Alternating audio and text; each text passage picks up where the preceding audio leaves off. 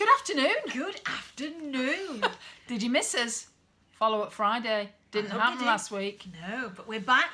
We had a real IT meltdown, which we won't get into. No. And at the end of the day, Denise, which is very rare through Teddy, a couple of Teddies out the cot, stropped off. I had to go and have a cup of coffee and have a conversation with herself. But then we went to see Wonder Woman. And wasn't it good? We enjoyed it anyway. Anyway, enough waffle. We need to get into it. So today, actually, we were having a conversation with a coaching client of ours, and we're basically doing the whole thing with them. You know, we're helping them through sort of, you know, new website rebuild and rebrand and messaging and everything else. And we were talking about the relevance of messaging and what copy on the website. Copy and what his candidates and clients, and obviously the consultants that work with him, might want. So if you can hear that noise in the background, that's Flo, the super staffy, snoring. But anyway, so I'm going to hand over to Sharon to cover this bit.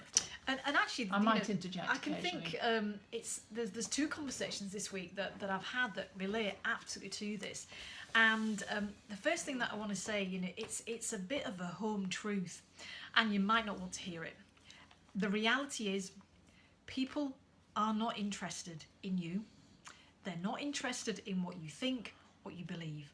What they are interested in, though, is themselves, okay? They want to listen and read content when they land on a website that makes them think, that's me. This person's talking about me. Now, so often, you know, you will know yourself when you go onto websites.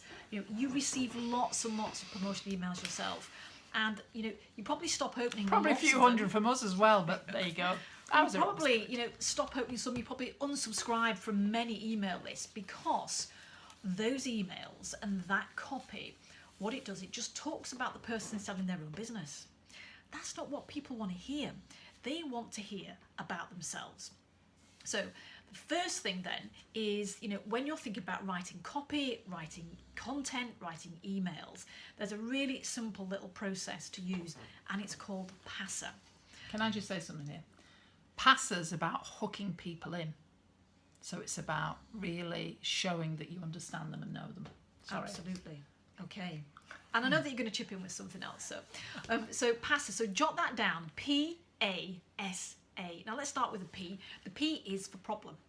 Okay, so you know, rather than writing copy that extols the virtues of your amazing company, because you will have an amazing company, you've got a great service, but rather than extolling the virtues of that, start talking about the problems that your ideal clients and candidates have.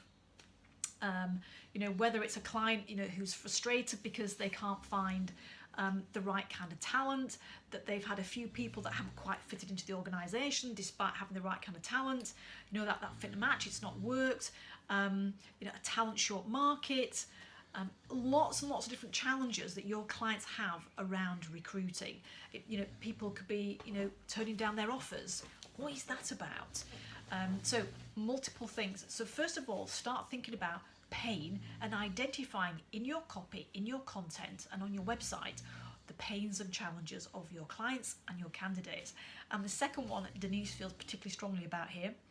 Anna's got a great example to demonstrate it. And the second one is A, which is about agitating. So once you've kind of highlighted a problem, you need to kind of ramp up that pain a little bit. So you were going to sort of share a little bit of a fun example. No, just thinking about agitation. People say, well, what do you mean agitate? And it's one of those things that, it's like really lovely when when you feel like you're bashing your head against a brick wall and suddenly you stop. It's that sudden relief. Agitation is about really making it quite extreme. So you talk about the problem and then you just sort of stick the knife in and turn it. Several times. Not necessarily several, a couple of times. But, if you then actually want to get an example of this, for those of you that have significant others in your life, you probably have multiple examples when they turn around and they say to you, have you done such a thing? And then you either try and keep quiet and pretend that you haven't heard, or they'll say, have you done that? And you, well, no, I haven't. Well, you know what happened last time? I'm only saying, this is what happened last time. So and normally then it's they like, go on it's a to great reveal relief, the whole yeah, and story, then you know, it's you like- go on to, you know, actually the relief of actually I'll just do it and I'll keep them quiet. So that's something that, you know, that's Yeah. the thing. Anyway, back to you. So, you know, back to candidates and clients, but, you know, really kind of like ramping up that pain. So the second thing after agitate, the third thing, sorry, is S, which is about solution. So this is where, you know, you've identified what their problem is, you've kind of like, you know, built up that pain. So here it's saying, look, you know, if this is you, if you are having these challenges, if you're getting frustrated, you know, not finding the right, you know, talent that will fit your culture, then here's a solution. And this is what we do to ensure that we find candidates that have the right skill set, they have the right kind of experience, they've got the right attitude, and they're going to fit into your culture. And this is how we do that. That's how you can present your offer. And then the final stage, the second A, is about action. So, you know, the action is more about a call to action. So, you know, if the person receiving, you know, your emails, reading your content, you know, reading the copy on the website, and they think, crikey Moses, this feels like whoever's written this is inside my head. They know exactly what is going on for me. That's the kind of reaction that you're really looking for here. And, you know, once you've got them hooked in and they like the sound of what your offer is, then it's about, you know, getting them to raise their hand. And you can do that by, you know, different kinds of call to actions. You know, it could be, you know, go and download this report. It could be, you know, pick up the phone, email, let's kind of like, you know, connect on LinkedIn, whatever. And it's good to kind of like vary those call to actions as well, depending on what the copy is and what you're wanting them to do. And you can do this for all sorts of things. So you can do it, say if it's in your email, you can always do hit reply now, which is a bit of an instruction. It's called an embedded command, really good. Hit reply now, and we'll get back to you, or one of our friendly consultants will get back to you. The other things, if it's at the end of a blog post that you've written, here's a big hint, always make sure you've got a call to action that relates to the blog post.